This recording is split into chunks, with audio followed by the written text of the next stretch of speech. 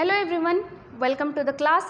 In our today's class, we are going to continue the lesson Dr. B.R. Ambedkar, which is written by Sir R. Venkatraman. ಇವತ್ತಿನ ಈ ಒಂದು class ಒಳಗೆ ನಾವು doctor B R Ambedkar ಲೆಸನನ್ನು ಮುಂದುವರ್ಸೋಣಂತ ಇದನ್ನು ಬರೆದವ್ರು ಯಾರಪ್ಪ ಅಂತಂದ್ರೆ sir R Venkataramana ಅವರು. So here in our last class we have studied that Ambedkar was a voracious reader and we come to know that how he had a thirst to read the books. So he bought many books curtailing his daily needs and there were 32 boxes in which he bought books.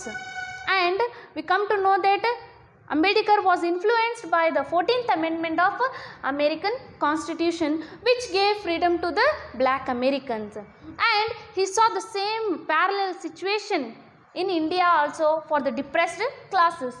So Ambedkar thought to fight for the depressed, unprivileged classes. And what happens means, when Ambedkar came to India, he was influenced by Mahatma Phule, who fought for the upliftment of women. And so that's why he fought against the social evils also. And this influenced Ambedkar, and Ambedkar decided to bring equality, to fight for the unprivileged classes, depressed classes. And he started different kind of newspapers like Mookanayaka, then Samata. So different kinds of newspapers he started, and what happens, even institutions also he set up, and the newspapers were the voices of these depressed classes. And in that he used to write, so in that they used to write and publish the whatever are the social evils in India. And what happens means, afterwards, so Ambedkar was elected in that Bombay Legislative Assembly. And after that what happens, we will study in our today's class. ಇಲ್ಲಿ ಏನಾಗುತ್ತಪ್ಪ ಅಂತಂದ್ರೆ, ಅಂಬೇಡ್ಕರ್ ಅವರು sir Venkataramana ಅವರು ನಮ್ಗೆ ಏನು ಹೇಳ್ತಾರೆ ಅಂತಂದ್ರೆ, ಅಂಬೇಡ್ಕರ್ ಅವರು ವೆರೇಷಿಯಸ್ reader ಆಗಿದ್ದರು ಅಂತ ಹೇಳ್ತಾರೆ. ವೆರೇಷಿಯಸ್ ರೀಡರ್ ಅಂತಂದ್ರೆ ಅವ್ರಿಗೆ ಆ ಒಂದು ಬುಕ್ಗಳನ್ನು ಓದೋದ್ರೊಳಗೆ ಅತಿ ಆಸಕ್ತಿ ಇತ್ತಂತ, ಸಾಕಷ್ಟು ಇಂಟ್ರೆಸ್ಟ್ ಇತ್ತಂತ. ಆ ಇಂಟ್ರೆಸ್ಟ್ ನಮ್ಗೆ ಹೆಂಗೆ ಗೊತ್ತಾಗುತ್ತಪ್ಪ ಅಂತಂದ್ರೆ, ಅವರು ತಮ್ಮ ಡೈಲಿ ನೀಡ್ಸ್ಗಳನ್ನು ಕಟ್ ಮಾಡಿ ಆ ಹಣವನ್ನು ತೆಗೆದು ಆ ಹಣದಿಂದ ಅವರು ಪುಸ್ತಕಗಳನ್ನು ಖರೀದಿ ಮಾಡ್ತಿದ್ರಂತ. ಆಮೇಲೆ ಒಂದು ಸರಿ ಇವರು 32 ಬಾಕ್ಸ್ಗಳಲ್ಲಿ ಬುಕ್ಸ್ಗಳನ್ನು ತಂದಿದ್ರಂತ. ಆಮೇಲೆ ಏನು ಗೊತ್ತಾಗುತ್ತಂದ್ರೆ, ಇನ್ನು ಅವರು ಅಂಬೇಡ್ಕರ್ ಮೇಲೆ ಪ್ರಭಾವ ಬೀರಿರುವಂಥ ಒಂದು ಇನ್ಸಿಡೆಂಟ್ ಏನಪ್ಪ, ಘಟನೆ ಏನಪ್ಪ ಅಂತಂದ್ರೆ, ಆ 14th ಅಮೆಂಡ್ಮೆಂಟ್ ಏನಿದೆಯಲ್ಲ USA ಕಾನ್ಸ್ಟಿಟ್ಯೂಷನ್ದು 14ನೇ ಒಂದು ತಿದ್ದುಪಡಿಯ ಪ್ರಕಾರ ಬ್ಲ್ಯಾಕ್ ಅಮೇರಿಕನ್ಸ್ ಏನಿದ್ರಲ್ಲ ಅವ್ರಿಗೆ ಸ್ವಾತಂತ್ರ್ಯ ಸಿಗುತ್ತೆ. ಅದನ್ನು ನೋಡಿ ಆ ಒಂದು ಮಾತು ಯಾರ ಮೇಲೆ ಪ್ರಭಾವ ಬೀರುತ್ತಪ್ಪ ಅಂತಂದ್ರೆ ಅಂಬೇಡ್ಕರ್ ಮೇಲೆ. ಸೊ ಅದನ್ನು ನೋಡಿ ಅಂಬೇಡ್ಕರ್ ಅವರು ಏನು ಅನ್ಕೋತಾರೆ ಅಂತಂದ್ರೆ, ಇದೇ ಸೇಮ್ ಸಿಚುವೇಶನ್ ಎಲ್ಲಿದೆ, ಭಾರತದೊಳಗೂ ಇದೆ. ಸೊ ಇದೇ ಸೇಮ್ ಸಿಚುವೇಶನ್ ಆ ಕೆಳ ಜನಾಂಗದವ್ರು ಏನಂತೀವಲ್ಲ, ಡಿಪ್ರೆಸ್ಡ್ ಕ್ಲಾಸಸ್ ಅಂತ ಏನಂತೀವಲ್ಲ ಭಾರತದೊಳಗೆ, ಅವ್ರ ಮೇಲೆ ಸಹಿತ ಈ ರೀತಿ ಆಗುತ್ತೆ. ಅವ್ರಿಗೋಸ್ಕರ ನಾ ಏನಾದರೂ ಮಾಡ್ಬೇಕು ಅಂಥೇಳಿ ಅಂಬೇಡ್ಕರ್ ಅವ್ರು ಅನ್ಕೋತಾರೆ. ಇನ್ನು ಭಾರತದೊಳಗೆ ಮಹಾತ್ಮ ಫುಲೆಯರನ್ನು ನೋಡಿ, ಆ ಮಹಾತ್ಮ ಫುಲೆಯವರ ಸಿದ್ಧಾಂತಗಳು ಏನದವಲ್ಲ ಅವು ಅಂಬೇಡ್ಕರ್ ಮೇಲೆ ಪ್ರಭಾವ ಬೀರ್ತಾವು. ಸೊ ಮಹಾತ್ಮ ಫುಲೆ ಅವರು ಸಮಾಜ ಸುಧಾರಣೆಗೋಸ್ಕರ ಸಾಕಷ್ಟು ಕೆಲಸಗಳನ್ನು ಮಾಡ್ತಾರೆ. ಆ ಕೆಲಸಗಳನ್ನು ನೋಡಿ ಅಂಬೇಡ್ಕರ್ ನಾನೂ ಸಹಿತ ಏನಾದರೂ ಮಾಡಬೇಕು ಈ ಡಿಪ್ರೆಸ್ಡ್ ಕ್ಲಾಸಸ್ಸಿಗೆ ಅಂಥೇಳಿ ಅವರು ಪತ್ರಿಕೆಗಳನ್ನು ಸ್ಟಾರ್ಟ್ ಮಾಡ್ತಾರೆ, ಇನ್ಸ್ಟಿಟ್ಯೂಷನ್ಗಳನ್ನು ಸ್ಟಾರ್ಟ್ ಮಾಡ್ತಾರೆ. ಆ ಪತ್ರಿಕೆಯ ಮೂಲಕ ಅವ್ರು ಏನು ಮಾಡ್ತಾರೆ ಅಂತಂದ್ರೆ, ಈ ಡಿಪ್ರೆಸ್ಡ್ ಕ್ಲಾಸಸ್ ಮೇಲೆ ಆಗ್ತಾ ಇರುವಂಥ ದಬ್ಬಾಳಿಕೆಗಳನ್ನು, ಟಾರ್ಚರ್ಸ್ಗಳನ್ನು ಇವರು ಅಲ್ಲಿ ಬರೆದು ಹಾಕ್ತಾರೆ. ಆಮೇಲೆ ಹೇಗಾದರೂ ಮಾಡಿ ಡಿಪ್ರೆಸ್ಡ್ ಕ್ಲಾಸಸ್ಸಿಗೆ ನಾನು ಹೆಲ್ಪ್ ಮಾಡಬೇಕು ಅನ್ನುವಂಥ ವಿಚಾರ ಅಂಬೇಡ್ಕರ್ನಲ್ಲಿ ಇರುತ್ತೆ. ತದನಂತರ ಏನಾಗುತ್ತಪ್ಪ ಅಂತಂದರೆ, ಇವರು ಬಾಂಬೆ ಲೆಜಿಸ್ಲೇಟಿವ್ ಅಸೆಂಬ್ಲಿಯಲ್ಲಿ ಎಲೆಕ್ಷನನ್ನು ಗೆಲ್ತಾರೆ. ಹಾಗಾದರೆ ಇನ್ನು ಎಲೆಕ್ಷನ್ ಗೆದ್ದ ನಂತರ ಏನಾಗುತ್ತೆ ಅಂಬೇಡ್ಕರ್ ಅನ್ನೋದನ್ನು ನಾವು ಇಲ್ಲಿ ನೋಡೋಣಂತ. Let us know what happens in our today's class. Let us open the textbook. Open page number 70. Soon the Constituent Assembly of India afforded Dr. Ambedkar the opportunity to give the most notable and permanent shape to his social philosophy and to his undying faith in the dignity of human beings. Baba Saheb was not in the Congress, but it must be said to the credit of the far-sighted and objective leadership of the Indian National Congress that it requested Dr. Ambedkar to serve on the drafting committee of the Constituent Assembly and made him its chairman. So here, after that Bombay Legislative Assembly election, so what happens here, let us see how Ambedkar becomes a member of drafting committee of Constituent Assembly. Let us see.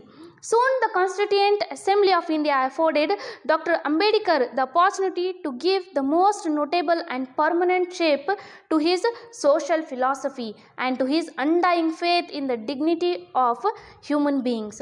What happens means, so soon after the elections, the Constituent Assembly of India, it gave an opportunity to whom? To Ambedkar. It gave an opportunity to Ambedkar to give the most notable and permanent shape for his social philosophy. Whatever the thoughts, whatever the principles, philosophies Ambedkar had regarding the society, so now it is an opportunity to Ambedkar to give shape to his social philosophy. That's why he got an opportunity. Who gave him opportunity? The Constituent Assembly of India.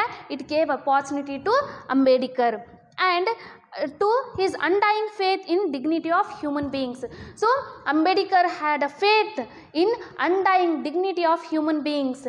Each and every person is equal. So that Ambedkar can show his strength, can show his philosophy.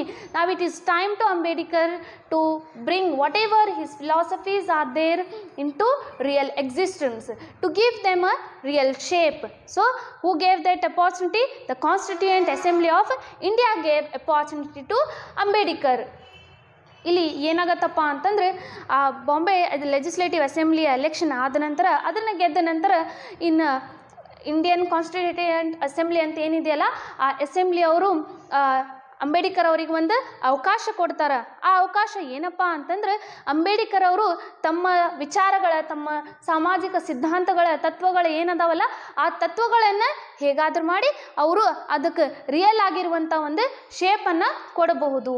ಹಾಗಾದ್ರೆ ಆ real ಆಗಿರುವಂಥ ಶೇಪ್ಗಳು, ಆಮೇಲೆ ಮಾನವರಿಗೆ ಎಲ್ರಿಗೂ ಅದು equality ಇದೆ ಅಂಥೇಳಿ, ಸಮಾನತೆ ಇದೆ ಅಂಥೇಳಿ ಅಂಬೇಡ್ಕರ್ ಅವರು ಏನು ಹೇಳ್ತಾರಲ್ಲ, ಅದನ್ನು ನಾವು ಹೇಗಾದರೂ ಮಾಡಿ ಶೇಪಿಗೆ ತರ್ಬೋದು. ಹಾಗಾಗಿ ಅವ್ರಿಗೆ ಒಂದು ಅವಕಾಶ ಯಾರು ಕೊಡ್ತಾರ ಅಂತಂದರೆ ಕಾನ್ಸ್ಟಿಟ್ಯೂಯೆಂಟ್ ಅಸೆಂಬ್ಲಿ ಆಫ್ ಇಂಡಿಯಾ ಅವರಿಗೆ ಒಂದು ಅವಕಾಶ ಕೊಡುತ್ತೆ. Now what happens? Let us see. Baba Saheb was not in the Congress, but it must be said to the credit of the far-sighted and objective leadership of Indian National Congress that it requested Dr. Ambedkar to serve on the drafting committee of the Constituent Assembly and made him its chairman. So now what happens means, Baba Saheb was not in the Congress.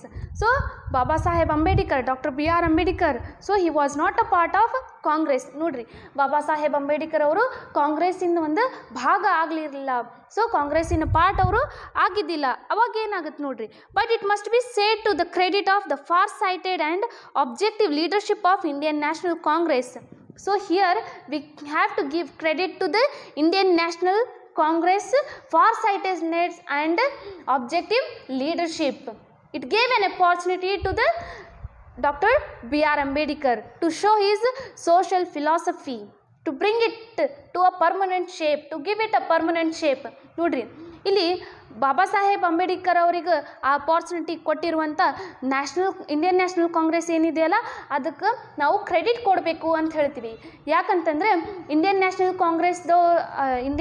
Congress ಅವರು ಆ ಅಂಬೇಡ್ಕರ್ನೊಳಗಿರುವಂಥ ಎಲ್ಲ ಕ್ವಾಲಿಟೀಸ್ಗಳನ್ನು, ಗುಣಗಳನ್ನು ನೋಡಿ ಅವರಿಗೆ ಆಯ್ಕೆ ಮಾಡಿದ್ದಾರೆ, ಅವರಿಗೆ ಆ ಅವಕಾಶವನ್ನು ಕೊಟ್ಟಿದ್ದಾರೆ. ಸೊ ಹಾಗಾಗಿ ಇಂಡಿಯನ್ ನ್ಯಾಷನಲ್ ಕಾಂಗ್ರೆಸ್ ಒಳಗಿರುವಂಥ ಅಬ್ಜೆಕ್ಟಿವ್ ಲೀಡರ್ಶಿಪ್ ಮತ್ತು ಫಾರ್ ಸೈಟೆಡ್ನೆಸ್ ಅಂತ ಏನು ಹೇಳ್ತೀವಲ್ಲ, ದೂರದೃಷ್ಟಿಗೆ ನಾವು ಅದರಲ್ಲಿ ಕ್ರೆಡಿಟ್ ಕೊಡಬೇಕು ಅಂತ ಹೇಳ್ತೀವಿ. ಯಾಕಂತಂದರೆ it requested Dr. Ambedkar to serve on the drafting committee of the Constituent Assembly and made him his chairman.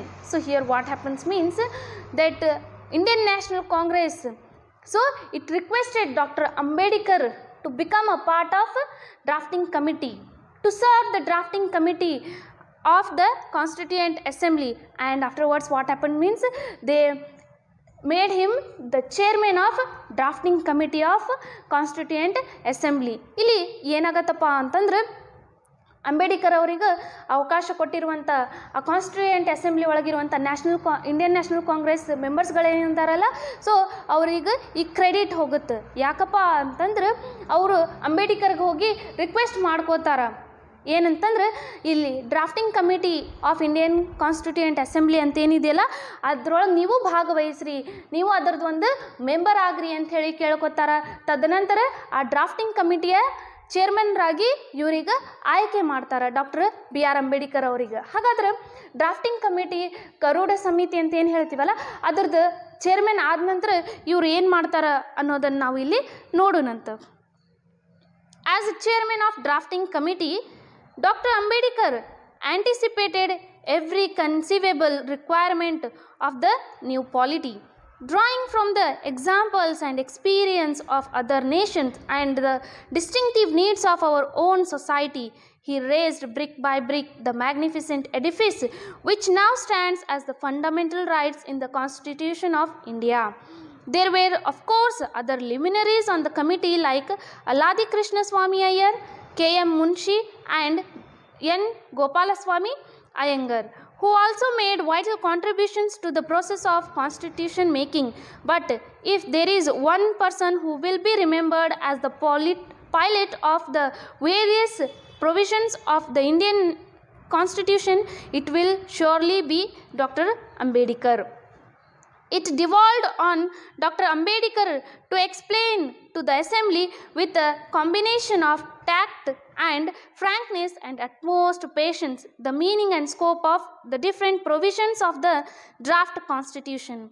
He had the rare gift of unraveling the most complicated legal concepts in a language which the layman understood. Dr. Ambedkar, aided by the indefatigable constitutional advisor B.N. Rao, performed this task matchlessly. So what happens here? Let us see. As chairman of drafting committee, Dr. Ambedkar anticipated every conceivable requirement of the new polity. So here what happens means, as a member, as a chairman of drafting committee, there was a responsibility on the shoulders of Dr. B.R. Ambedkar. So now Ambedkar, what happens means here, Ambedkar, he wrote that constitution. So it was his responsibility and he had to help that constituent assembly. So that's why it was his responsibility according to the requirements of our India, our nation. Ambedkar has to set up the constitution. ಇಲ್ಲಿ ಏನಾಗುತ್ತಪ್ಪ ಅಂತಂದ್ರೆ drafting ಕಮಿಟಿಯ chairman ಆಗಿದ್ದರಿಂದ ಇಲ್ಲಿ ಆ ಒಂದು responsibility ಯಾರಿಗೆ ಬರುತ್ತೆ, ಜವಾಬ್ದಾರಿ ಯಾರಿಗೆ ಬರುತ್ತೆ ಅಂದ್ರೆ ಅಂಬೇಡ್ಕರ್ ಅವ್ರಿಗೆ ಬರುತ್ತೆ. ಅಂಬೇಡ್ಕರ್ ಅವರು ಆ ಭಾರತದೊಳಗೆ ಎಷ್ಟೋ ಲ್ಯಾಂಗ್ವೇಜ್ಗಳದಾವು, ಎಷ್ಟೋ ರಿಲಿಜನ್ಗಳದಾವು. ಸೊ ಇದನ್ನೆಲ್ಲ ಅದು ನೆನಪಿಟ್ಕೊಂಡು ಅವರು ಕಾನ್ಸ್ಟಿಟ್ಯೂಷನನ್ನು ತಯಾರು ಮಾಡಬೇಕಾಯಿತು. ಸೊ ಅದರ ಒಂದು ರೆಸ್ಪಾನ್ಸಿಬಿಲಿಟಿ ಅಂಬೇಡ್ಕರ್ನಲ್ಲಿ ಇತ್ತು. ಹಾಗಾಗಿ ಇನ್ನು ಒಂದು ಹೊಸದಾಗಿರುವಂಥ ಆ ಪಾಲಿಟಿ ಅಂತ ಏನು ಹೇಳ್ತೀವಲ್ಲ, ರಾಜ್ಯದ ಒಂದು ಪಾಲಿಟಿ ಏನಿದೆಯಲ್ಲ, ಸೊ ಅದ್ರ ಬಗ್ಗೆ ಯಾರು ಕೆಲಸ ಮಾಡಬೇಕಾಗಿತ್ತು? ಅಂಬೇಡ್ಕರ್ ಅವರು ಮಾಡಬೇಕಾಗಿತ್ತು. ಸೊ ಇದು ಒಂದು ಸ್ವಲ್ಪ ಕಠಿಣವಾಗಿರುವಂಥ ಕೆಲಸ ಆಗಿತ್ತು. Drawing from the examples and experience of other Nations and the distinctive needs of our own society. So here as a chairman of the drafting committee, it was responsibility of Ambedkar to help to write the Indian Constitution. And so Ambedkar wrote Indian Constitution by drawing the examples and experiences of other nations, other countries, and the distinctive, the different needs of our India, our own society. Because here in India there is not only one religion and one caste, one language, but there are different kinds of religions, castes, and even languages also. So he has to keep in mind and he has to write whatever is suitable to India, whatever is suitable to our nation. So that's why he drawn the different experiences and examples of other nations. ಇಲ್ಲಿ ಏನಾಗತ್ತಪ್ಪ ಅಂತಂದ್ರೆ ಆ ಸಂವಿಧಾನವನ್ನು ಬರಿಬೇಕಾದ್ರೆ ಅಂಬೇಡ್ಕರ್ ಅವರು ಬೇರೆ ಬೇರೆ ದೇಶಗಳ ಸಂವಿಧಾನಗಳ ಎಕ್ಸಾಂಪಲ್ಸ್ಗಳನ್ನು ನೋಡ್ತಾರೆ, ಅದರದ್ದು ಅನುಭವಗಳನ್ನು ನೋಡ್ತಾರೆ. ತದನಂತರ ಭಾರತಕ್ಕೆ ಈ ಸಂವಿಧಾನವನ್ನು ನಮ್ಗೆ ಅವರು ಕೊಡ್ತಾರೆ, ಇಂಡಿಯನ್ ಕಾನ್ಸ್ಟಿಟ್ಯೂಷನನ್ನು ಅವರು ನಮ್ಗೆ ಕೊಡ್ತಾರೆ.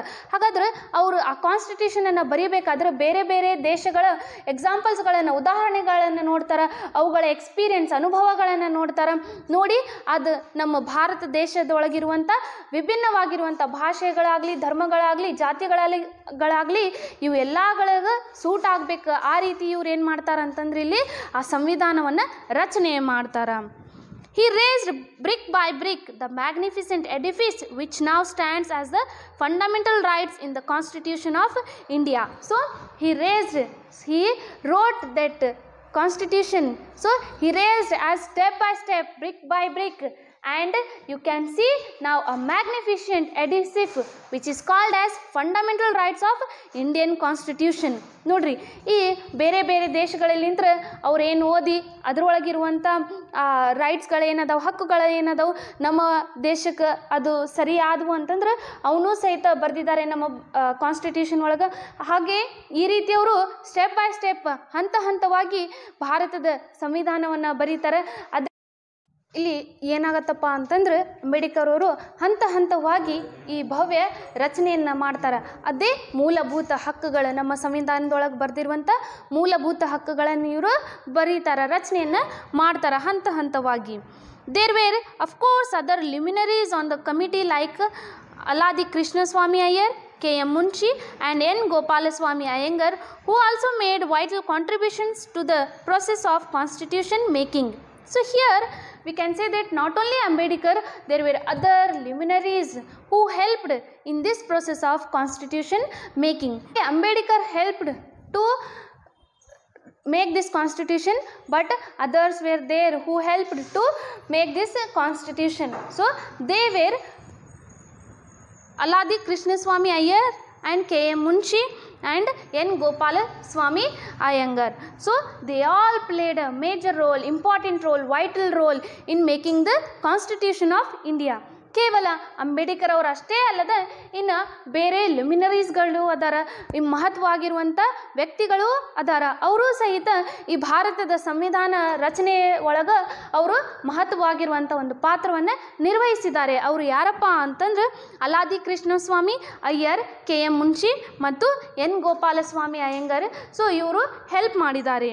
Then what happens? But if there is one person who will be remembered as the pilot of the various provisions of the Indian Constitution, it will surely be Dr.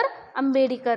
So here what happens means, so there are different persons who help to write this constitution, make this constitution, but the pilot, the credit of making this constitution, it goes to whom? Dr. B.R.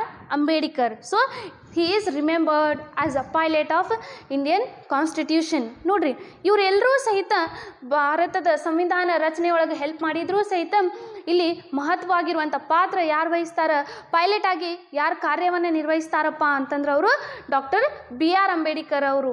So doctor B.R. Ambedkar ಅವರು ಮೊದಲ ಸ್ಥಾನ ವಹಿಸ್ತಾರ ಭಾರತದ ಈ constitution ಸಂವಿಧಾನ ರಚನೆ ಒಳಗೆ. Then what happens? Let us see. It devolved on Dr. Ambedkar to explain to the assembly with a combination of tact and frankness and utmost patience the meaning and scope of the different provisions of the draft constitution. So here what happens means, so it devolved means it transferred the Constituent Assembly, the drafting committee, so it transferred Dr. Ambedkar power, authority to explain the combination, to explain what is there in the constitution with the combination of tact, frankness and utmost patience. And he should explain the meaning and scope of Indian constitutions and the provisions of those that draft constitution. Because what happens means, if there is a provision, if something is written in the constitutions, then there will be different kind of differences. So different kind of debates, different kind of visions regarding a particular provision. So it was a responsibility given to Ambedkar to explain what is there in that provision with tact and frankness, with patience also. Sometimes we may lose patience while we are explaining something to someone. So that's why what happens means it is an opportunity, it is a responsibility given to Dr. Ambedkar to explain the Indian Constitution, to explain the provisions of draft Constitution with patience, frankness and tact. ಇಲ್ಲಿ ಏನಾಗತ್ತಪ್ಪ ಅಂತಂದ್ರೆ ಅಂಬೇಡ್ಕರ್ ಅವ್ರ ಮೇಲೆ ಈ ಜವಾಬ್ದಾರಿಯನ್ನು ಕೊಡ್ತಾರೆ. ಏನಂತಂದ್ರೆ ಭಾರತದ ಸಂವಿಧಾನವನ್ನು ಏನು ಡ್ರಾಫ್ಟ್ ಮಾಡಿದಾರಲ್ಲ, ಆ ಕಾನ್ಸ್ಟಿಟ್ಯೂಷನ್ ಡ್ರಾಫ್ಟ್ ಮಾಡಿದ್ರೊಳಗೆ ಪ್ರೊವಿಷನ್ಸ್ಗಳೇನದಾವಲ್ಲ, ಆ ಪ್ರೊವಿಷನ್ಸ್ಗಳನ್ನು ಅಸೆಂಬ್ಲಿಗೆ, ಇಂಡಿಯನ್ ಕಾನ್ಸ್ಟಿಟ್ಯೂಯೆಂಟ್ ಅಸೆಂಬ್ಲಿ ಅಂತೇನಿದೆಯಲ್ಲ ಆ ಅಸೆಂಬ್ಲಿಗೆ ತಿಳಿಸ್ಕೊಡೋದು, ಅದರದ್ದು ಟ್ಯಾಕ್ಟ್ಗಳಾಗಲಿ ಇನ್ನು ಸರಳವಾಗಿ ಸಮಾಧಾನದಿಂದ ತಾಳ್ಮೆಯಿಂದ ತಿಳಿಸ್ಕೊಳ್ಳಿಕ್ಕೆ ಯಾರ ಮೇಲೆ ರೆಸ್ಪಾನ್ಸಿಬಿಲಿಟಿ, ಯಾರಿಗೆ ರೆಸ್ಪಾನ್ಸಿಬಿಲಿಟಿ ಕೊಡ್ತಾರಂತಂದ್ರೆ ಅಂಬೇಡ್ಕರ್ ಅವ್ರಿಗೆ ಕೊಡ್ತಾರೆ.